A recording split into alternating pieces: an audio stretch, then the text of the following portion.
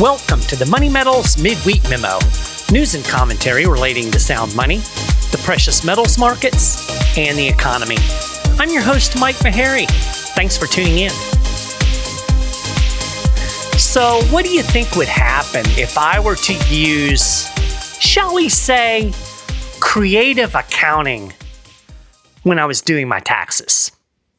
You know, make up some new accounting rules that benefit me. Well, I think we all know what would happen, right? It would cost me a lot of money in fines and penalties if and when I got caught. And, it might even land me in jail.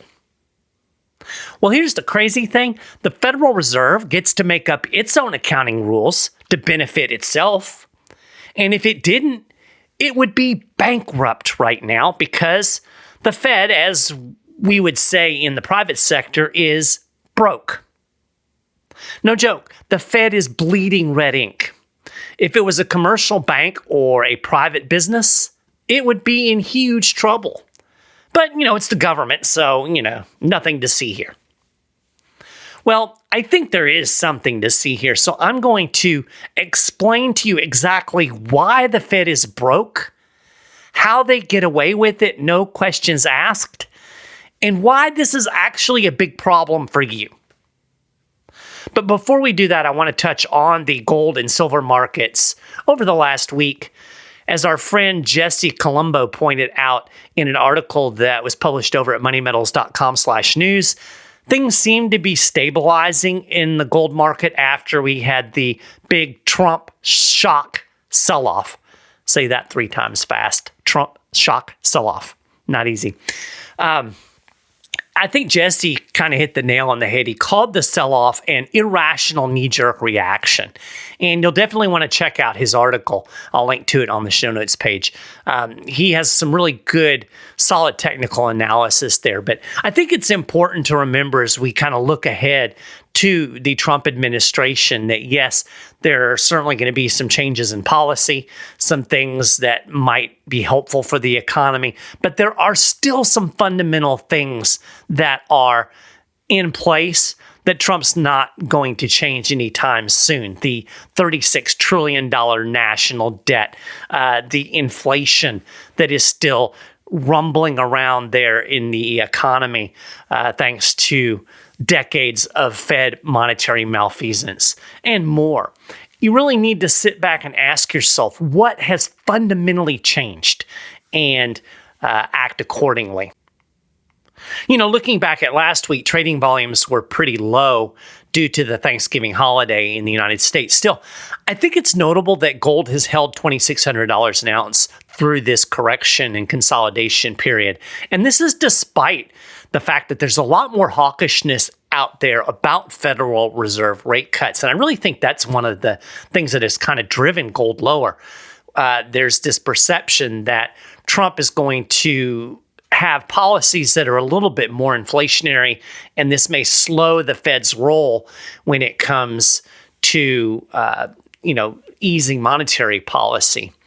And it's not that anybody's thinking, well, they're going to stop cutting rates, but I think most people in the mainstream believe that the Fed is going to cut more slowly because of the potential for inflationary policies under the Trump administration.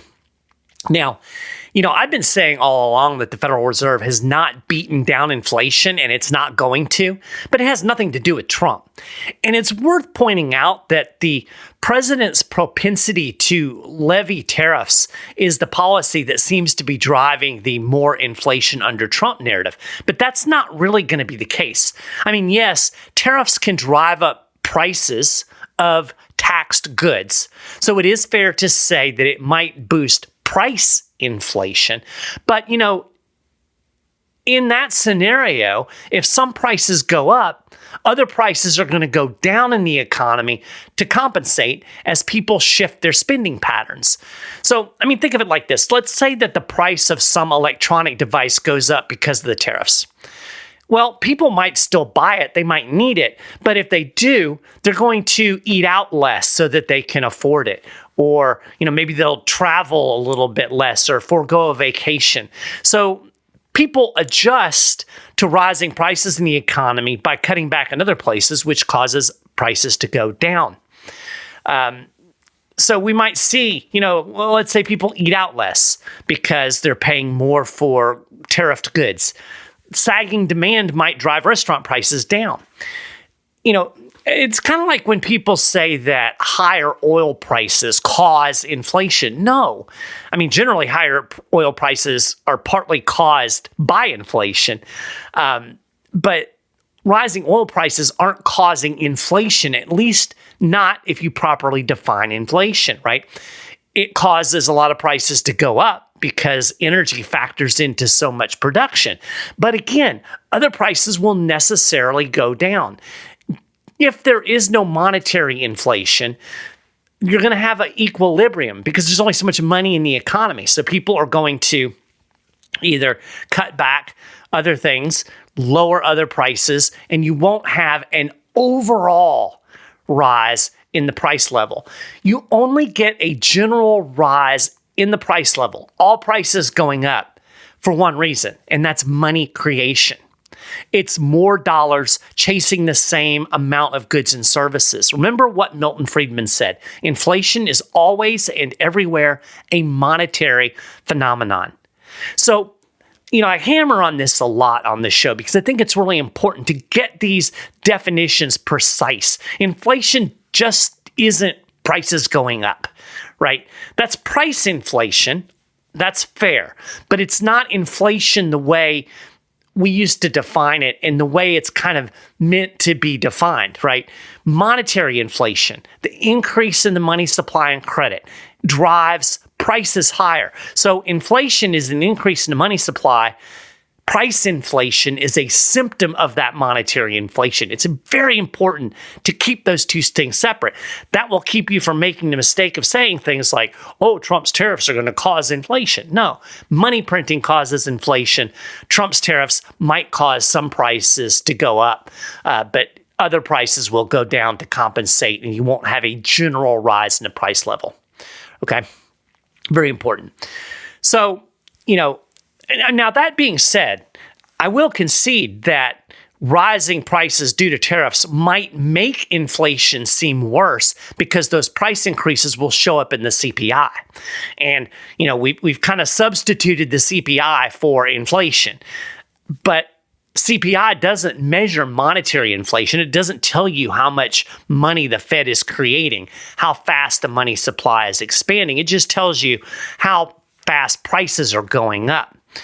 And so we will see that reflected in CPI, and that could make the Fed panic, and if they're convinced that inflation, and I'm using air quotes there, is going up, then they will hold rates higher for longer if they can.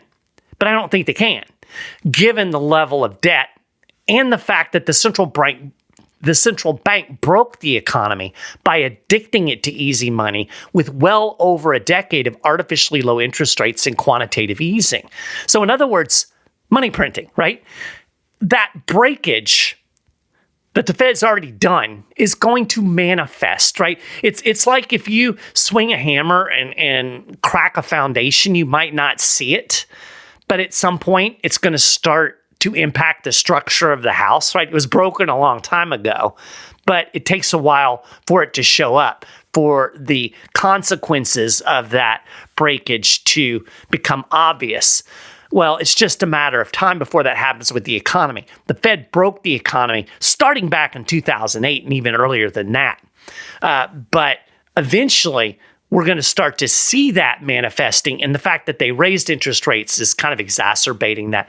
I wrote an article earlier this week about the issues that are still percolating in the commercial real estate market, which I think is a prime sector for that breakage to manifest. And I'll link to that in the show notes as well, and you can check that out. The bottom line is when the next crisis does manifest, the Fed is going to go right back to quantitative easing and 0% interest rates. That's the fork it knows. And that means more inflation. That's really the long-term scenario that I see playing out.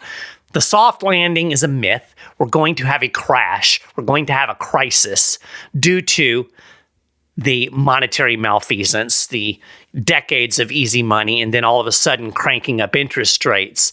And when that happens, the Fed is going to respond by creating even more inflation. So that's why I keep saying the inflation dragon isn't dead. There's still a ton of inflation, a ton of money that was created out of thin air floating around in the economy.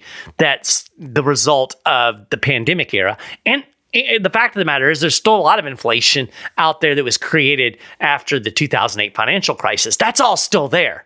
And then they're just going to double down and add to it. That's, again, the fork the Fed knows.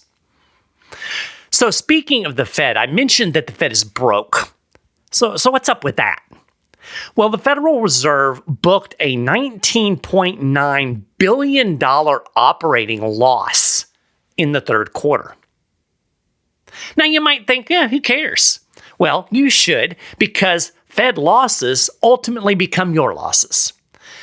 You, the taxpayer, is on the hook for the central bank's shortcomings. And I'm going to explain why here in just a few, but I need to give you a little bit of background on Fed accounting and why it's actually losing money.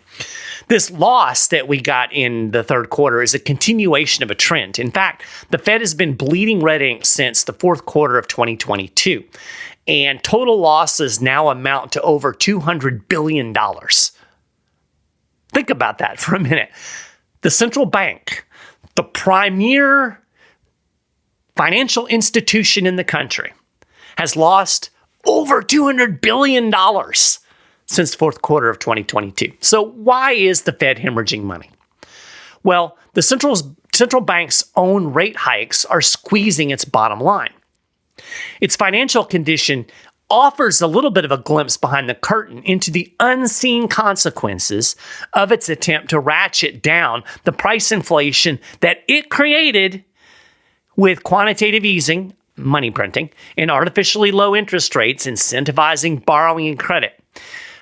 All of this started, as I've already mentioned, after the 2008 financial crisis. And then, of course, we doubled down on that during the pandemic era. Now, the Federal Reserve assures us that these massive paper losses don't have any effect on its operation, and it won't hinder its monetary policy. It's true, but only because the central bank gets to write its own rules. It can literally chart losses indefinitely. The U.S. Treasury bears the brunt of the central bank's poor performance. That means it ultimately gets passed on to us, the taxpayer. Now, I've already mentioned this. I'm going to say it again. The Fed losses are the result of its own monetary policy, right? It's losing money because of what it did. As interest rates go up, the central bank must pay more interest to banks that park funds there. So all of the commercial banks in the United States, they basically put money in their own accounts at the Federal Reserve. They're kind of like reserves. And the Federal Reserve pays interest on those cash reserves. But the interest income that's being earned by the Treasury bonds and the mortgage-backed securities that are on the Fed's balance sheet, they don't climb as quickly.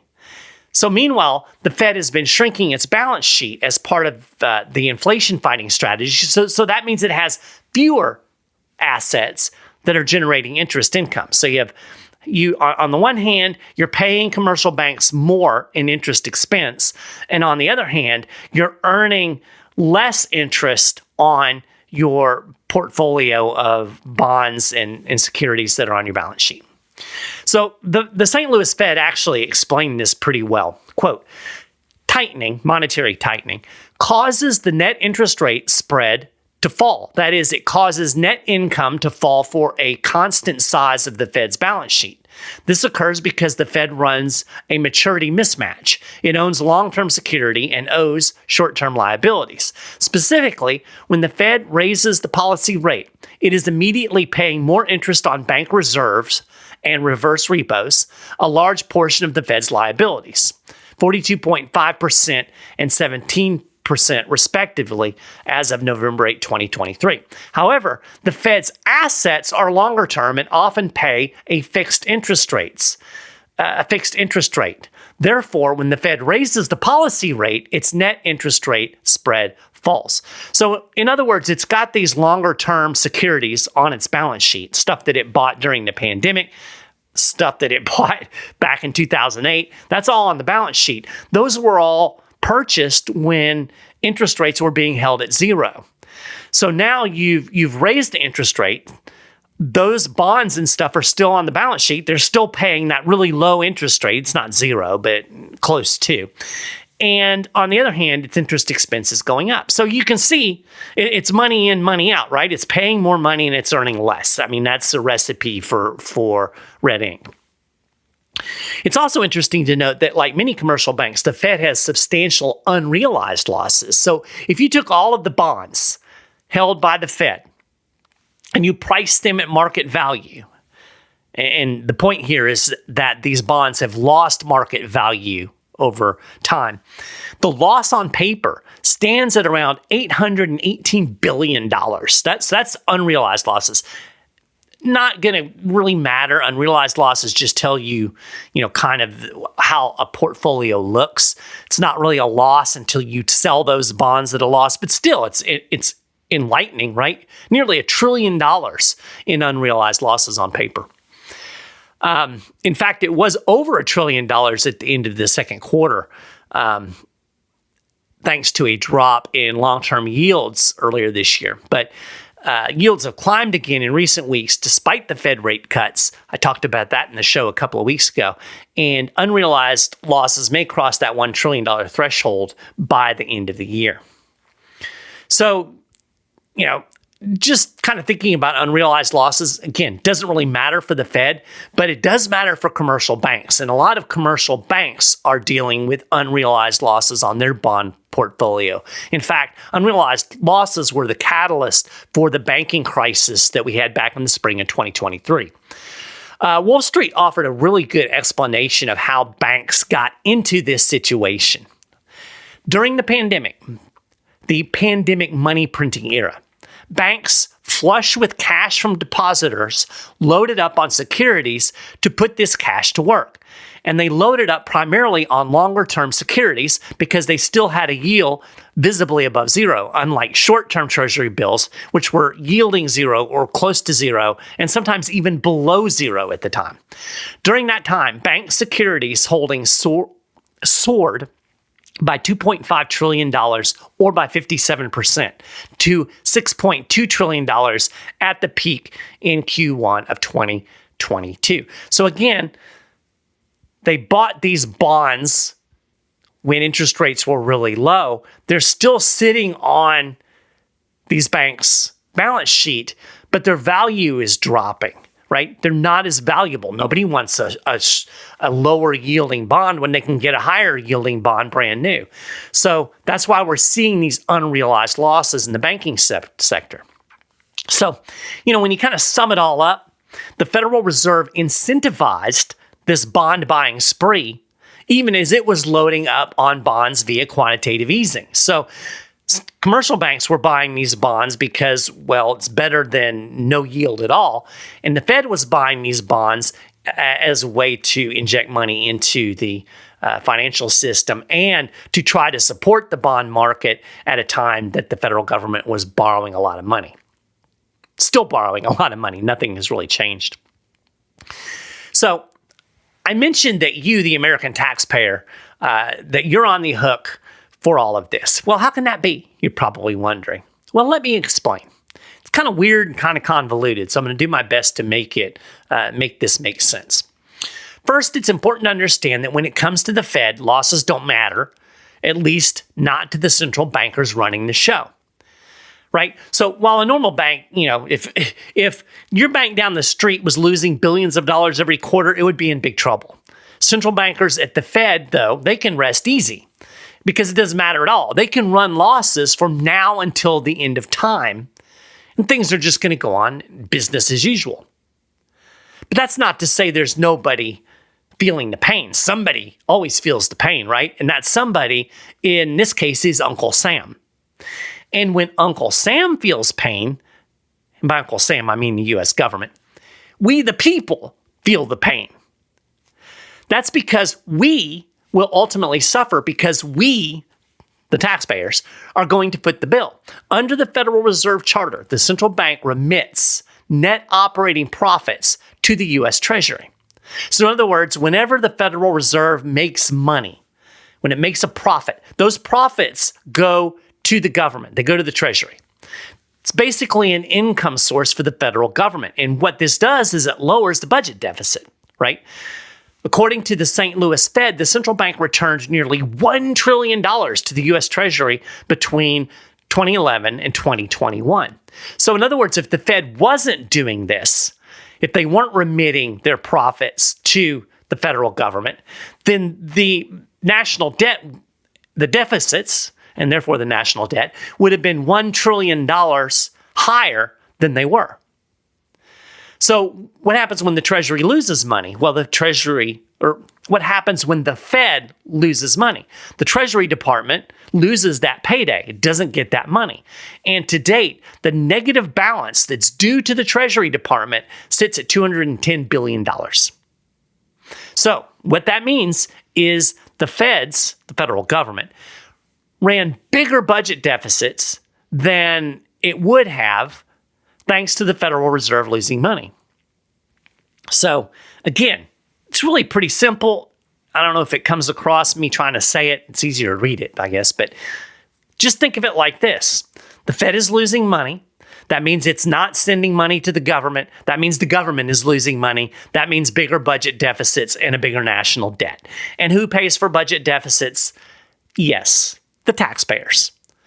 Never forget that the government doesn't have any money of its own. It takes every dime it spends from somebody else, right? It doesn't create wealth. It doesn't earn money. It takes it through taxes. Ergo, bigger deficits mean Congress either has to raise taxes to cover that shortfall, or the Treasury has to borrow even more money. And either way, taxpayers pay, right? They're going to either get a bigger tax bill, or they're going to pay for the borrowing via the inflation tax when the Fed ultimately prints money to monetize the debt. You know, somebody asked me the other day, I talk about monetizing the debt. They were asking, well, what does that mean? What do you mean by monetizing the debt? Well, it's kind of like it sounds, right? The central bank literally turns government debt into new money, monetizes it, and then injects that new money into the economy. So this is what happens with quantitative easing. The Federal Reserve buys treasuries on the open market. It buys them with money created out of thin air. This creates artificial demand for treasuries, and it raises the price of the bonds, and it lowers the interest rate. This basically allows the government to borrow more money at a lower cost than it otherwise could if the Fed didn't have its big fat thumb on the bond market. Now, of course, this is inflationary, right? That money that's being created out of thin air is being injected into the economy. That's why we had this bout of price inflation after the pandemic. During the pandemic years, the Federal Reserve injected nearly $5 trillion into the economy through quantitative easing. About $5 trillion in treasury bonds, mortgage-backed securities. All that stuff goes on the Fed balance sheet, and boom, all of that money gets injected into the economy, and oh wow, prices went up. Imagine that. So that's how it works, right?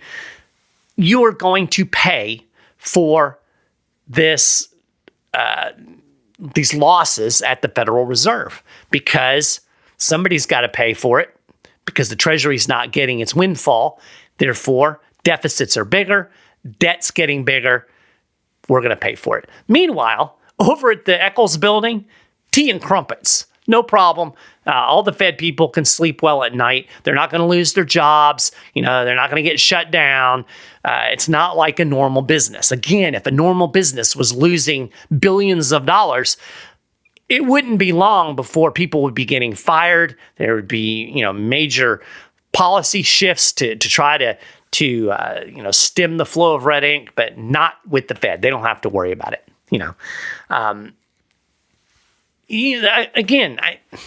I keep thinking about this because this irks me, because we've got this central bank and it doesn't have to live by the same rules that the rest of us do, right? Think about it again. your local business is losing money. Well, what happens? Managers take drastic measures when their companies suffer big losses. They have to slash costs. They may have to lay off employees. If losses mount high enough, they might have to borrow money and sell assets. If they can't stop the business from bleeding red ink, from losing money, the company's ultimately going to go bankrupt. But when the Fed loses money, the central bankers don't have to do anything other than some creative accounting. And therein lies the rub. You see, the reason the Federal Reserve can get away with this financial malfeasance is because they get to make up their own accounting rules. You heard me right. The central bank operates under its own special rules. So that's what I was getting at the beginning of the show. I mean, imagine if you could use your own accounting rules when you calculate your taxes. I bet your taxes wouldn't be very high, right? It would be a great advantage for you until you went to prison. Well, you'll be unsurprised to learn that the rules for the Fed work to the Fed's advantage. So, according to its own special made-up accounting rules, a net loss at the Fed magically transforms into, get this, a deferred asset. You heard me right. A loss becomes an asset. What a bizarro world the Federal Reserve lives in. So, under generally accepted accounting principles, when you have an operating loss, it reduces the business's capital or its surplus. But in Fed accounting, the central bank gets to create this quote-unquote asset on its balance sheet, basically out of thin air, to equal the loss. So everything in accounting has to balance out. If you have a loss on one side, then you have a reduction in capital on the other.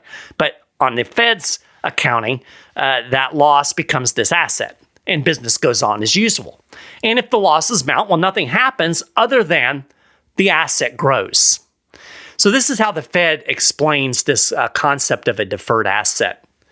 It says, in the unlikely scenario, which is now certain, in which realized losses were sufficiently large enough to result in an overall net income loss for the reserve banks, the Federal Reserve would still meet its financial obligations to cover its operating expenses. In that case, remittances to the Treasury would be suspended and a deferred asset would be recorded on the Federal Reserve's balance sheet. So that's exactly what's happened. Treasury's not getting any money, and now we've got this new asset on the Fed's balance sheet that is growing by the day. In an article published by the Mises Wire, it's been about a year ago, Alex Pollock noted that without this accounting trick, the Fed would actually have negative capital right now, which, of course, in the real world isn't a thing. He said, here are the combined Fed's correct capital accounts as of June 30th. This was last year. Based on generally accepted accounting principles, they result in a capital of negative $32 billion. That's not good, by the way, if you're running a business. But if you're running the Fed, no biggie. As The Hill reported, among other things, this accounting innovation ensures that the Fed can keep paying dividends on its stock. Again, something that no real business could do in real life. The whole moral of this story, if you haven't picked up on it here, is that the Fed is special. And it gets to operate in a special way that nobody else in the world would ever get. You know, there's privileges to being the government. Now, don't you wish that the IRS would let you use, quote, innovative accounting on your tax returns? So, the deferred asset, there's no upper limit. It can get as big as it needs to get. The Fed can keep losing money into perpetuity, and it won't matter, at least as far as the central bank is concerned. The asset's just going to continue to grow and grow and grow. Now, once the Fed starts making money again, it's going to reduce the amount of this imaginary asset. And that means the U.S. Treasury still won't see another dime from the Fed until that asset is zeroed out. So in other words, when it returns to the black, it starts making money again. The first thing it'll do is pay down that asset, get rid of it, and then once that happens, once all of the accounting is done, the Fed can go back to sending money to the U.S. Treasury. So how long is that going to take? Well, that remains unclear. According to analysis by the St. Louis Fed in November of 2023, it wasn't likely to occur until 2027. And an independent analyst told Reuters that the life of this mythical deferred asset could extend into 2028. And I haven't been able to find any more recent data on that, but I'm sure it's the same, if not longer. Here's the bottom line. However long the Fed continues to lose money, and then during the time it takes to pay down the deferred asset, the federal government will experience a reduction in revenue, resulting in budget deficits higher than they otherwise would have been. Now, think about this. A revenue cut is less than ideal when Uncle Sam is already buried in over $36 trillion in debt. We eclipsed that level just a couple weeks ago. And, the government's continuing to run massive budget deficits every single month. It's spending too much money. I've gone over that on the show before. It's not a revenue problem. It is a spending problem. And, maybe Trump can rein that in a little bit, but, as I talked about a few weeks back, there's only so much that the president can do. It's going to take Congress to really bring meaningful cuts. And I don't know that Congress has the will to do it. So, I'm not optimistic about the trajectory of the debt. What it really means when you boil it all down, the U.S. government is going to have to borrow even more money. And then ultimately the Fed is going to have to monetize that debt because there's just too much of it. And it's less than ideal for the U.S. taxpayer because they're ultimately going to foot that bill for the higher interest expense and the price inflation created as the Fed ultimately has to monetize the debt. Again, you're going to pay for it. They're either going to literally raise your taxes or you're going to pay for it through the inflation tax. You cannot get off the hook for this. So every time you see that the Fed is losing money, just think about the fact that a little bit of that is coming out of your paycheck. So, when you hear this whole story, this is why I would really love to end the Fed. But the reality is, I don't think that that's ever going to happen, at least not from Congress, right? We're never going to get a bill where Congress is going to end the Fed because the Congress critters depend on the central bank to facilitate their borrowing and spending. If the Fed wasn't manipulating the bond market, it wouldn't be able to borrow and spend to the extent it does. I've said this before. I think it's very true. The Federal Reserve is the engine that drives the biggest government in the history of the world. So Congress ultimately needs the Fed. It may pay lip service to ending the Fed, but I don't think the Fed's going to get ended. When you get a chance, check out the article by Money Metals director Stephen Gleason that was published this week about why it's going to take state action to actually undermine the Fed. I'll link to that in the show notes page as well. And, even with state action, it's a tough row to hoe. My friend JP Cortez over at the Sound Money Defense League is doing fantastic work helping states establish policies that are more friendly to sound money. It's a way to kind of maybe break the Federal Reserve's monopoly on money and kind of take it down from the bottom up instead of depending on Congress to do it from the top down. But again, this is a long process. And I think the fact of the matter is that there is no easy fix. And Stephen really hit the nail on the head when he wrote, quote, "It is up to the individual citizens to protect themselves from the risks of a debt crisis that could cause the currency to depreciate even more rapidly than it has been in recent years." That means holding sound money in the form of physical precious metals is going to be no less important in the Trump years than it was during the Biden years. So, that means now is a great time to give the folks over at Money Metals a call. You dial 800-800-1865. You can talk to a precious metals specialist over at Money Metals. The recent correction in both gold and silver prices, I think, is a buying opportunity that you might want to take advantage of sooner rather than later. So again, make that call today. Talk to a money metals, precious metal specialist. They can help you figure out how precious metals can work into your investment strategy, your portfolio, how it can be used to protect your wealth, what products might work. These folks are fantastic. Use the wisdom that they have to your advantage. If you don't like talking on the phone, you can go over to moneymetals.com and chat with a precious metals specialist right there online. Or if you know, hey, I want American Gold Eagles, you can buy them directly from Money Metals website, moneymetals.com. You don't even have to talk to anybody. But the key is don't wait. Don't waste time because this isn't getting any better. So with that, we're going to call this a wrap for this episode of the Money Metals Midweek Memo. You can get more information about everything that I've talked about on the show today and more over at moneymetals.com/news. And if you want to get the latest news and information relating to gold and silver right in your inbox, make sure you go and sign up to get on our email list. Of course, you can subscribe to the Midweek Memo on your favorite podcasting platform. And when you do, you'll also be able to listen to our Market Wrap podcast that goes out every Friday. On that show, you're going to get a quick review of the week in precious metals, along with conversations between yours truly and interesting people from the world of gold and silver, economics, and investing. This week, I'm talking to Philip Newman over at Metals Focus about some trends in the global gold and silver market, so you want to check that out. I really appreciate you listening to the show. Again, I say this every week, but I know there are lots of things that you could be listening to, and you choose to spend a little time with me. That means a lot. So I hope you have a great rest of your week. Thanks again for listening, and I'll talk to you again next Wednesday.